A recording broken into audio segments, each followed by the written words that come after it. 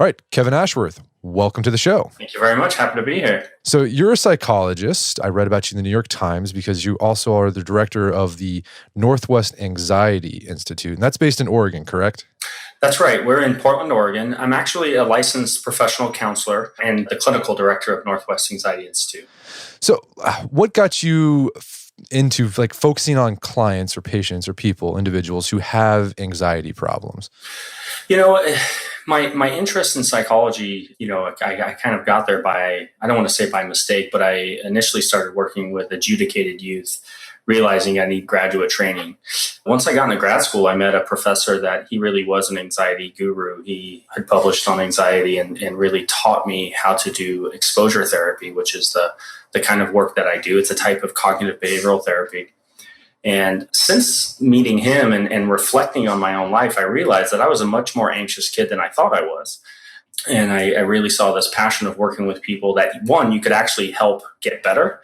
Anxiety is very, very treatable, and do it with a type of therapy that is very hands-on, very matter-of-fact. And I love the idea of helping people build tolerance to distress versus helping them just layer their life with extra coping skills, which we already know how to do. So let's talk about what is an anxiety disorder? Because I think all of us have experienced worry at some point. When does worry transition to okay, this is actually an anxiety disorder? Good question. We look at two things. We look at impairment and distress. You're right. We all worry, and we should. If there's anything that's important in our lives, we have some interest or some investment in anything, whether that's going on a date or having a job interview or passing a class or whatever it is, we should have some anticipatory concern that we're going to do well. And that's pretty standard. It becomes problematic when that level of worry or that level of anxiety stops you from functioning. And that doesn't mean complete functioning, like you're not going to work or anything like that, but you're not enjoying work because you can't focus on your daily tasks because you're constantly living in the future. You're anticipating every worst case scenario, or you're having panic attacks where you start really questioning whether you should leave your house, when, especially in this day and age when you can order everything to your home, it becomes really easy to avoid. So the difference between angst and general concern and worry versus an anxiety disorder is we're looking at pathological levels of distress and impairment.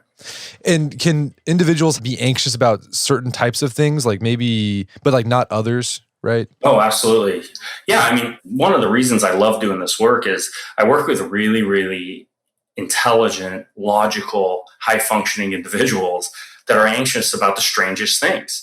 And that's partly why they're so anxious, is because they've got such an awesome brain that allows them to think about stuff too much. And so I can be obsessed with this irrational fear of contracting AIDS, let's say from walking down the street, or that I'm going to be judged at an interview for a podcast, and then have absolutely no concern about public speaking or no concern about skydiving or any other kind of normal or abnormal or extreme life event or behavior. So anxious individual or a worrier do not necessarily worry about everything.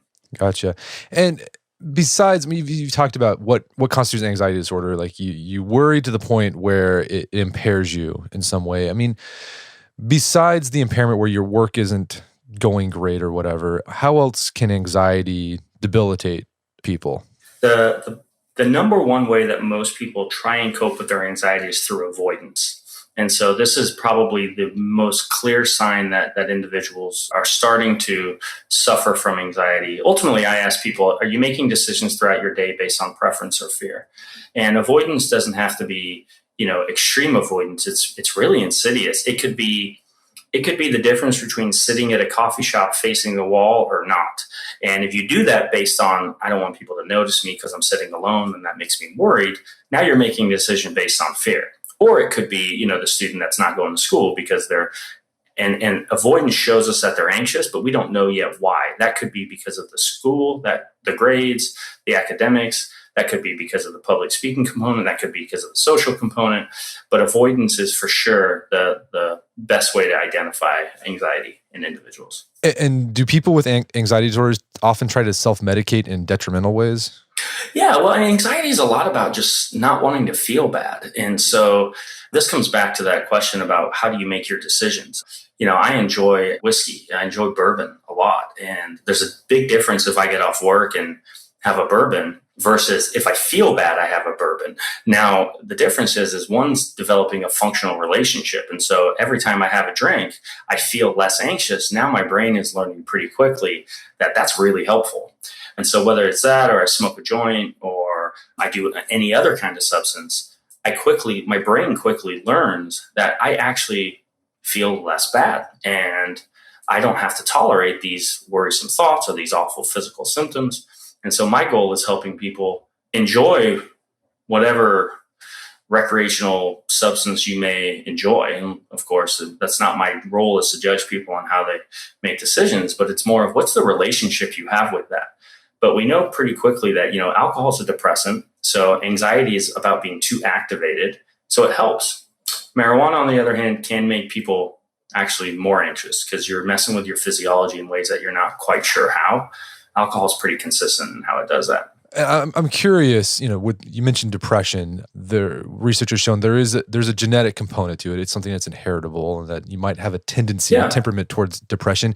Is it the same thing with anxiety? Are some people more prone to having anxiety disorders? Yes, absolutely. And again, it's similar to depression in that we don't exactly know why or how much, but we know there's genetic loading. We know that anxious parents typically have some anxious children. And again, it's hard to pair out there. Is that because they've kind of modeled anxious behaviors?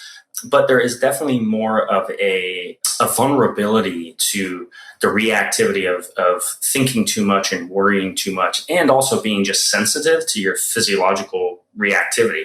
I'm pretty sensitive to my body. If my stomach hurts or my heart skips a beat, I'm aware of it. Where my wife, for example, I think she just thinks less or cares less about those things because she's just not wired that way. And so if I start behaving very differently because of my changes in my body or anxious thoughts, then I can quite quickly develop an anxiety issue. And besides that, you just mentioned that there could be an environmental component. So maybe you grew up around anxious parents and you caught that vibe from them, and you learned that's how you cope with life, is just by worrying about it excessively. Yeah, and so the story I tell people is when I was in graduate school, I had never had a panic attack before, but I got stuck in an elevator, and I never thought I was claustrophobic or particularly an anxious individual. So this is an environmental stimulus. I got stuck in an elevator. My body just said, no way, dude, get me out of here. I felt extremely anxious, felt like I was panicking, got out of the elevator, of course. That's the process of classical conditioning. My brain pairs this neutral stimulus of the elevator with the sphered stimulus, and they become wedded. When I left class that day, I walked up to the elevator and my brain triggered that same response without me even getting on. So I took the stairs, which is avoidance. That's how an anxiety disorder is born. I start making decisions based on a feeling, and there may or may not have been a genetic loading there or not for any individual. But if you make those decisions based on feeling bad, you can quickly get in that loop. So there's been recent research, and I've been reading articles about this past few years, is that anxiety disorders are on the rise, particularly amongst young people, like teenagers and young 20-somethings. Have you noticed that in your own practice? And what do you think's going on there? Yeah, there's a few things I think to account for that. One is we are just getting better at having conversations about what anxiety is. 40 years ago, 50 years ago, we called it things like nervous breakdowns, and we had different names for it, and our diagnostic criteria has gotten better for kind of understanding it. So that definitely has a component, I would say. But we are also, parenting shifted in the 70s and 80s. And, with the baby boomers having children, they started parenting quite differently. And I think a big component is we went away from helping teach children how to tolerate distress, and we started helping them really to soothe. And I think the job of parents went from child raising to basically how successful my kiddo is a reflection of how I am as a parent. So parents started doing everything for kids. So now we've got kids in their 20s who parents have been the ones that registered them for college, and they're the ones that probably still do their laundry, and they're the ones that when they feel distressed, bail them out. And so over time, you really reduce your tolerance for feeling bad. And I think that has a huge component. So the kids today haven't exercised that muscle of tolerance, right? Yeah, exactly. I'm curious, you mentioned depression. Is anxiety often linked with depression, or can you be anxious and not depressed, or do you often see the two come together? We do see them together a lot. There's a high, we call comorbidity rate between anxiety and depression. But there's plenty of individuals that suffer from an anxiety disorder and are not depressed. The age-old chicken or egg question becomes with this, but anxiety is very, very prevalent. And we're talking, 25 plus in childhood percentage. That's a lot of people. And if you've ever experienced distress or intense anxiety, you feel pretty hopeless. And that often turns into a feeling of demoralization, which looks just like depression. And the question, the litmus test that I ask my clients is, if your anxiety disappeared tonight, no more worry, no more panic attacks, no more obsessive thoughts, would you still feel depressed? And they often say no, they don't think so. But the truth is if their depression went away, would you still be anxious and have obsessive thoughts and panic attacks? And the answer is yes. So we know there's plenty of people that suffer from depression that don't have an anxiety disorder. And there's plenty of people that are anxious that aren't depressed. But I think often depression is misdiagnosed when anxiety is the cause. So this is the Art of Manliness podcast. Most of our audience are men. And I know we've had guests on the podcast talking about depression, how depression often manifests itself differently in men than in women. That's why it's often hard to find. So I guess men, when they're depressed, they'll often get angry. They don't look sad. They act angry. I'm curious, is there something similar with anxiety? Do men express anxiety differently than women? Yeah, men are very good at avoiding, and emotionally that looks like just shutting down, right? And so if I distract, phones, video games, magazines, bars, alcohol, whatever it is, the gym, right? If I pour my attention into something else, I'm trying to relieve any kind of distress that I have related to anxiety. So the difference is, we know the rates of anxiety are higher in women, but that's most likely because women are reporting it more. It's just culturally, it's safer for women to say, hey, I'm suffering from anxiety. It's really hard for guys to admit that because it is really owned as a sense of like weakness or vulnerability is not good or not to talk about it. And I see a lot of men in my practice that has taken them, some serious work and time just to even call in and make the initial intake appointment. So, but you're right, things like agitation. When I see angry or agitated men, usually there's anxiety beneath there that they haven't ever processed or haven't really ever been able to even identify. And if I can say a little bit more, I think, many times what I tell people is most of us remember the first time we ever saw our dads cry, and if ever. And the fact that that's like a pivotal event that you can remember speaks to how poorly our culture allows men to express emotion. That's not the first time your dad was sad. I can promise you that.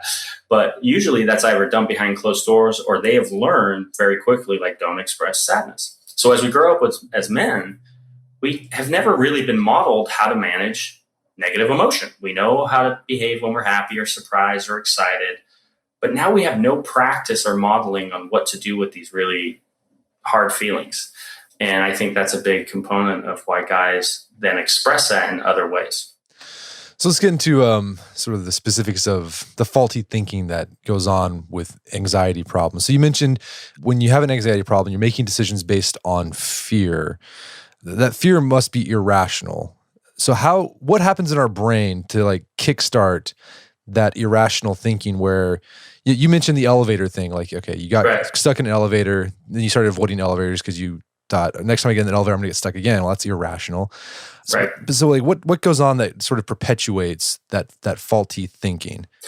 Yeah. Our brain is developed and it's evolved over time to make sure that we're alive, to make sure that we're safe. And so when there's anything that is potentially even dangerous, our brain wants us to protect ourselves. So to give a non-anxiety example, most of us have experienced food poisoning. And what happens after we've had food poisoning is most of us stop eating that thing that got us sick, right?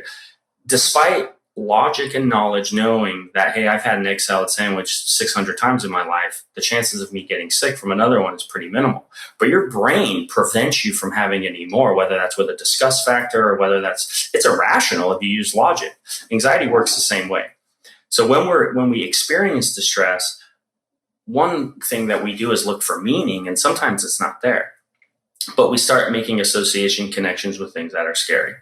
So our brain then, through this process of classical conditioning and negative reinforcement, works really hard to make us feel better.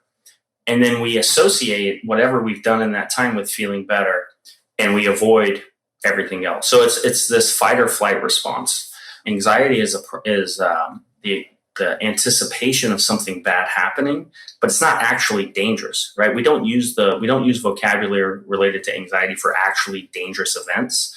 People don't get T-boned, in a crosswalk and say, I was hit by the car and I went into a panic attack, or, I was really scared with the explosion that occurred and I had all these intrusive thoughts. These are actually dangerous events that people don't even use words to describe, like anxiety. But if you anticipate driving and that you may get in an accident at some point, the feelings associated with that, the brain says, hey, you're feeling bad about that? You probably shouldn't do it. And so they are irrational. They don't make logical sense, but we make a lot of emotional based decisions. Like, if I feel bad, then it must be true. Does that make sense? Yeah, that makes sense. And another thing I've seen in my own life when it comes to sort of like, at least with worrying, is you make these conclusions that are illogical, right? But the way you get there and the way it makes sense is you make small steps, right? I remember when I was in law school, every time I took an exam, it was, I felt, oh my gosh, I failed that exam. Since I failed that exam, I'm not going to get on law review. And if I'm not going to get on law review, it means I'm not going to get an internship. And if I don't get an internship, I'm not going to have a job, and I'm going to be unemployed and have all this law school debt. Which, that conclusion is illogical, but it made sense because I made these like small little incremental steps there. Yeah, we call that, catastrophic thinking, right? Like, you're worried about one exam that may or may not impact your future, and your brain is helping you get there. And for sometimes that's really rewarding. So if that makes you then study harder for your next exam, there's many processes that are going to reinforce that behavior. Like, look, I actually don't feel distressed after I studied really, really hard. So that's good for me. The problem is people that worry like that, often they worry like that over everything. They worry like that over their exams. They worry like that over their friendships. Johnny hasn't called me back. What's up with Johnny? Why hasn't he called me back? That's weird. I wonder if it's, oh man, I guess I didn't respond to his message last time. I wonder if he's not talking to me. And we can go all the way down that catastrophic until we bump into Johnny and he's like, hey, what's up, man? I haven't heard from you. And we're like, oh, yeah, right. You hadn't thought twice about this. And so we can do that with finances. We can do that with romantic relationships. And that follows a pattern of what we would call generalized anxiety disorder, which is this excessive worry about things that you actually don't have any control over in the moment. And what can you do first you have to recognize that you're experiencing this faulty thinking, but what do you do once you recognize? Are there actions you can take to like stop it in its tracks? Helping people change the way that helping people get better from anxiety is analogous to managing one's health. It is not a coping skill that I can say, if you do X, Y, Z, you're going to feel better. That would be like saying, every time you feel fat, do a push-up.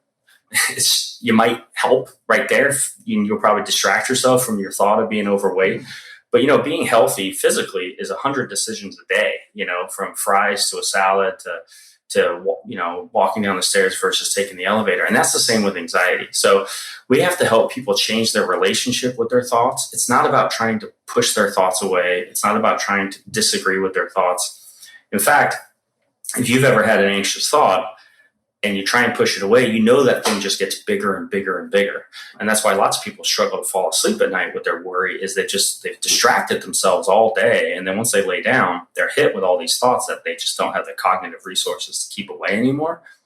So the strategy that takes time is, I think, kind of having this dance with your anxious thoughts and actually agreeing with them. And so when my brain tells me something that's scary, like, hey, Kevin, something might happen to your daughter today, I don't know that that's true or not. It's a very irrational thought.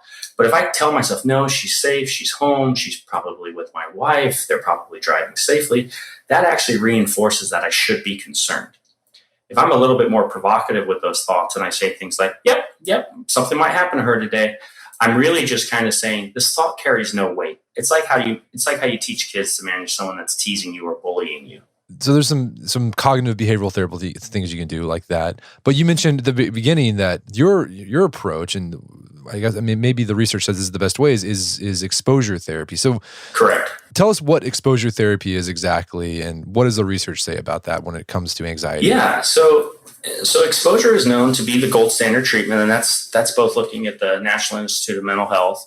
And exposure is a type of cognitive behavioral therapy. And essentially what it is, it's helping people move towards the things that are scary to demonstrate in real time that the worries, the potential threat doesn't actually exist. So how do we know there's actually no danger? If I have a thought right now that, in your studio, there's 10 people behind you listening to me, mocking me right now, right? If I think that, that's going to make me pretty anxious, although I don't know that to be true. Exposure, so the best way to manage that would be to change the way that I'm speaking, be very careful about what I say, or in fact, just hang up would be the best way to protect myself. But to manage that thought, an exposure thought would be to say, yeah, well, I hope that they are. I hope that they are, and I'm just going to be myself. Because what happens is the anxiety kind of builds, and then once there's no actual danger, it resolves itself. So to give a very concrete example, if someone is scared of dogs, which is a very basic example, you can't be more comfortable about being around dogs or know that you're not going to be bit every time you're around a dog by avoiding dogs, turning off commercials with dogs, not watching movies with dogs. And you can't buy a coping skill with a long stick that you can pet a dog from afar. What we would do with that individual is, depending on their level of fear, is we would help them be around dogs until their body relaxes. So that fight or flight system, that brain system that we talked about before, we activate it on purpose. So we say, let's get a dog, let's activate that, and then let's just sit here. And what happens is your brain goes fight or flight, danger, danger. Oh, nothing's happening.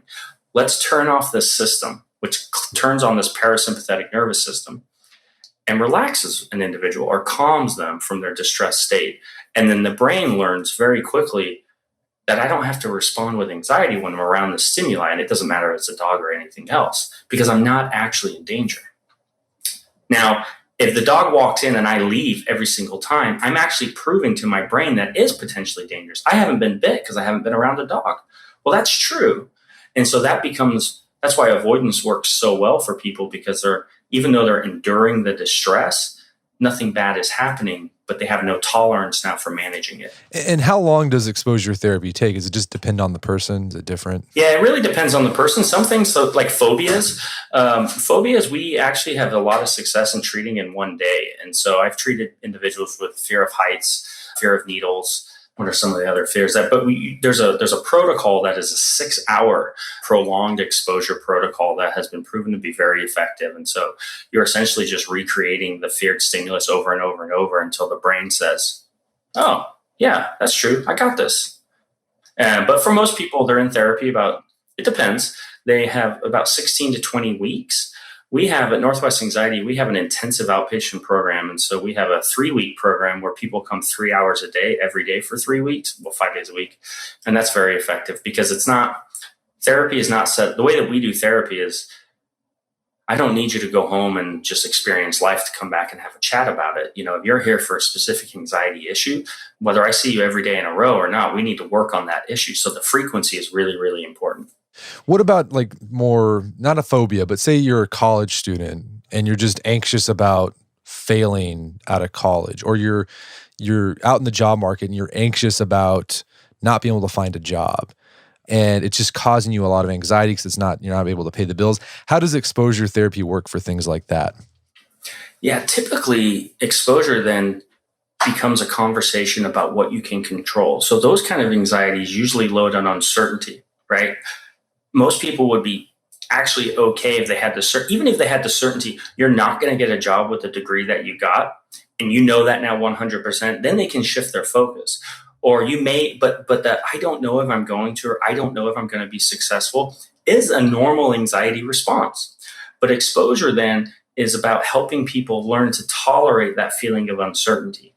And so sometimes we're just looking at, what's realistic, how much of, you graduating college and looking for a job can you actually control, right? There's only so much of looking for a job you can control. You can, prepare your resume, print it out, and apply to jobs. Other than that, there's very little. You can network, you can do lots of things. But anxious individuals worry far past that. And part of the issue is Anxiety is a very future-oriented problem. So even when people that are anxious are in the middle of a job interview, they're focused on failing it, or they're focused on the next interview, or what if I don't make it to the second round of interviews, which disallows them to be present and actually successful at doing well in that interview. And so the goal is helping them be present at the same time. And sometimes we can do exposures around just things that are uncertain. Things like, we ask people to do things like see a movie that you've never seen a preview for, or eat at a restaurant that you haven't read the Yelp review. People require certainty so much that are anxious that they won't eat anywhere unless they've asked 10 people or read 10 things about something, or they know exactly what the food is, and they don't do spontaneous things.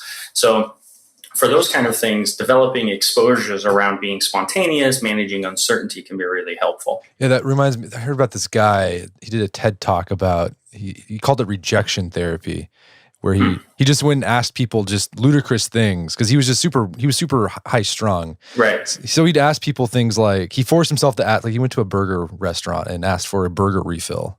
Yeah. Like, you would a soda refill, and he got rejected most of the time, but he learned that, nothing really bad happened. Right. And that's exactly what I do with our clients that have social anxiety, right? I'm going to do something that's going to make me look so foolish. So if I walk around and I have people ask questions like that, or ask them, there's a big stadium here where the Portland Timbers play, and we'll walk around out front there and I'll have people ask strangers, excuse me, where do the Timbers play? And people will go, right there. After about 5 or 6 times of doing that, they don't care anymore. And if you can tolerate that, then you can have small talk with the person on the train in the morning. If you can ask the person on the train 20 questions in the morning, now when you sit in your first freshman class in college, it's pretty easy to lean over and say, what's up? Yeah, yeah. And is this exposure therapy more towards generalized anxiety?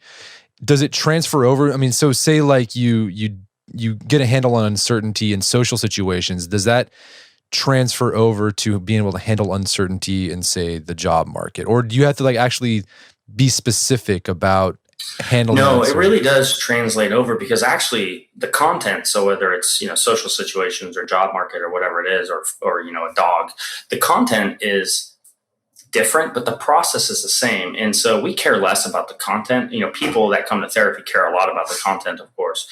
But the process is helping you feel bad and tolerate it anyway.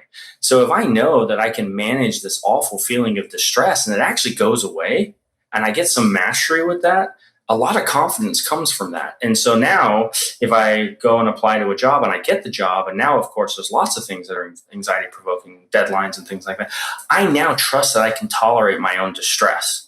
And so it really does translate well into other areas. All right. So it's all about, again, exposing yourself, letting that, I guess, what do we call it? Resilience muscle to grow with inside you. I know we have a lot of parents who listen to the show. What if you're a parent and you notice your kid has a tendency to be anxious? What can parents do to help their kids manage that or confront that and reduce that anxiety? Yeah, I would say one of the things that parents do the most with great intention, but becomes really problematic, is they feel bad that their kids are struggling. They feel bad that their kids are anxious. And when they feel bad, now they're working on managing their own stuff by helping their kids. It becomes less about the kids. And so some of the earliest signs that we know kids are anxious is there's often a lot of reassurance seeking. And that looks like things like asking the same question over and over, because they're looking for that certainty, even though it doesn't exist. And so helping parents learn that not answering those reassurance questions or not accommodating the anxiety. And so what's really helpful is helping parents identify, what decisions are my kids making based on anxiety? And then how am I accommodating those anxieties? So, obviously a big issue for anxious kids is not going to school. And parents work really, really hard to make sure their kids are comfortable. And so when kids don't have to go to school and they get, work brought home, or they're online, or they're doing these different things, they may feel better in the moment, but they're not building that resilience muscle. They're not building that tolerance over time. And then parents realize that they're doing everything to manage their kids' anxiety. They're checking in with their kids. Have you eaten? Are you up on time? Are you okay? Do you need anything? And they're really working hard to make sure the kids never feel distress. And they have to feel distress. And so some of the most helpful things parents can do is actually dial back a lot of the accommodations that they're making for their kids' anxiety. Not for their kids. We want parents to make every accommodation they can for their kids. They're lovely, I'm sure, but not for their kids' anxiety. And so that just maintains the anxiety over time. So that looks like, so if your kid's asking you for reassurance, what do you do? Just say, well, I'm not going there. What does that look like? Yeah, I would say, hey, that sounds like something your anxiety wants me to say. I've already answered that. It's not that you're not giving information. And so, if a kid says, I got invited over to Sarah's house tonight. Do you know who's going to be there? No, honey, I don't know who's going to be there. Mom, do you know who's going to be there? I've already answered that. I feel like that's an anxiety thought that wants to answer that. Because now what you're saying is, I hear you and I validate that you have a concern, but I'm just going to let you sit there and tolerate that. But what many parents will do is they'll say, well, I don't know. Let's find out. And they'll call and they'll call Sarah's mom and they'll figure out who's there. And now this kid is not learning how to develop any of those skills of tolerating. I guess I'll just have to figure out who's there when I show up. Because in the truth is, finding out who's there or not actually doesn't change whether the person's going to go or not. It just changes their level of distress walking into the situation. And we want them to be confident walking in, not knowing. Right. Yeah. I mean, it sounds like the internet can just exacerbate that because, if your kid has a worry, you can answer. Oh my goodness. Let me check Google on my phone here really quick, and here's an answer for you. All day long. Google is very, very challenging for anxious individuals because now we can look up everything, from a physical ailment to a question of, infidelity to any kind of worry. We ask Google. Yeah. And and then, everyone's been down that route of, checking WebMD, and I have a pain in my arm and now I have cancer. And, yep. Right. So exactly. Don't go down that path.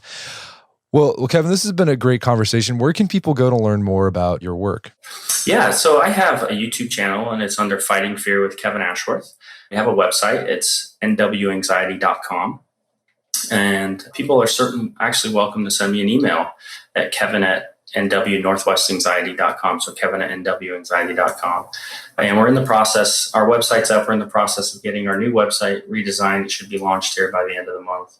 And then check out the YouTube channel, and I have some blogs on the website. Fantastic. Well, Kevin Ashworth, thank you so much for your time. It's been a pleasure. My pleasure. Thanks so much. My guest today was Kevin Ashworth. He's the clinical director of the Northwest Anxiety Institute. You can find more information about his work at nwanxiety.com. Also, check out his YouTube channel, Fighting Fear with Kevin Ashworth, where he's got lots of videos on some of the things we've talked about and goes more in depth. Again, Fighting Fear with Kevin Ashworth. Also, check out our show notes at aom.is/anxiety, where you can find links to resources where you can delve deeper into this topic.